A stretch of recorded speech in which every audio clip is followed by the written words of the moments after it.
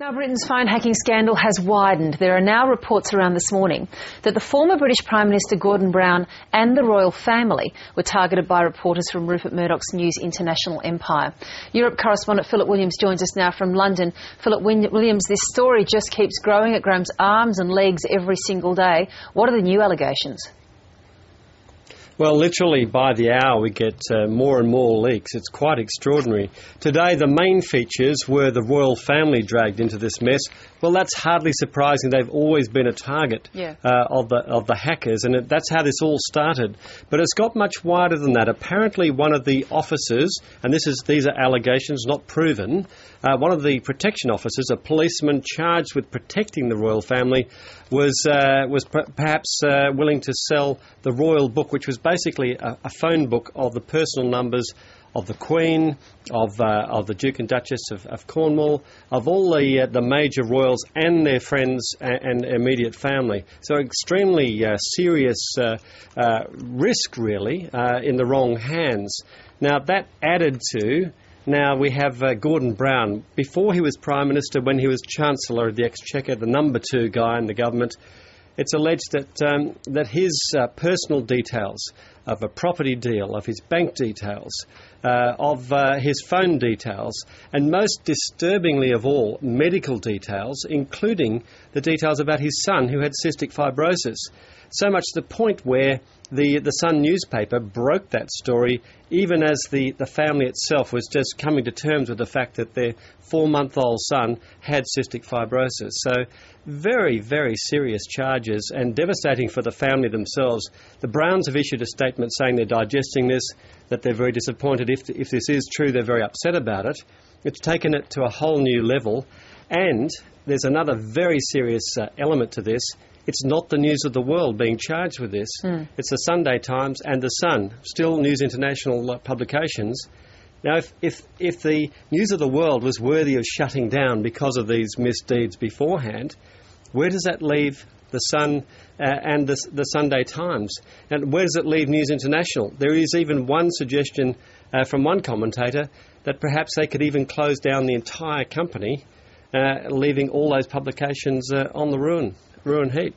It seems almost impossible to fathom that. In the meantime, what really seems to be heading, unless I'm over-interpreting here, Phil, to the trash heap, is the attempt by Rupert Murdoch to take over complete ownership of the British satellite broadcaster Sky B. That's now being referred on to the Competition Authority. Does that logically follow and necessarily mean that it won't be successful if it's been referred on?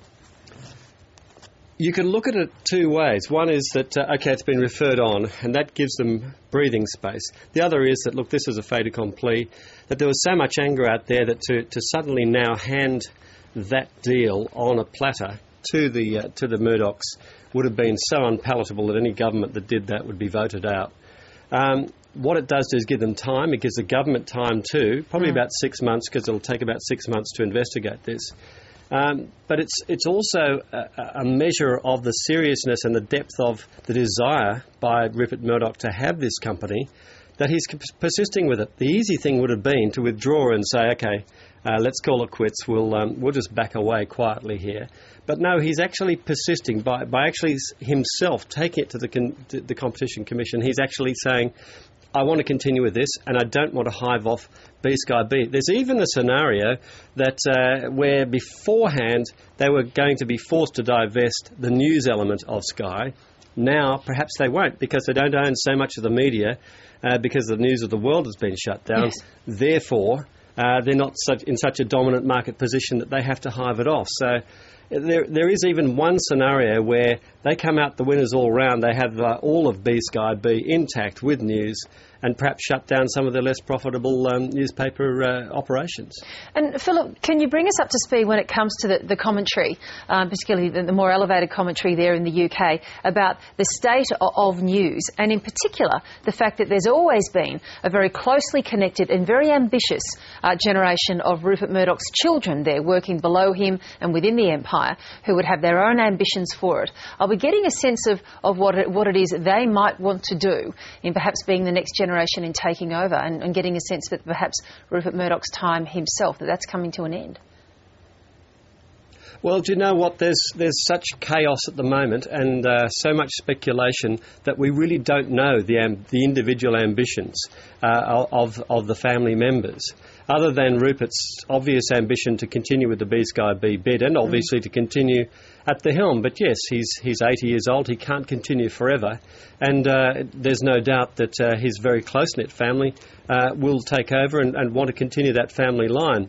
But here's another interesting element. In the United States, at least amongst some of the shareholders of News Corp, they are very much on the nose, and in fact there are legal challenges now to that, basically to their supremacy. So it's not all smooth sailing in the United States either. They're embattled on both sides of the pond here, and anyone that takes over, especially a family member, will face a great deal of hostility, not just amongst the public here who are really, really angry, but also amongst some investors in the United States that see the Murdochs of having created too comfortable a nest for themselves at the expense of other shareholders. Philip, really good to talk to you. Thanks so much.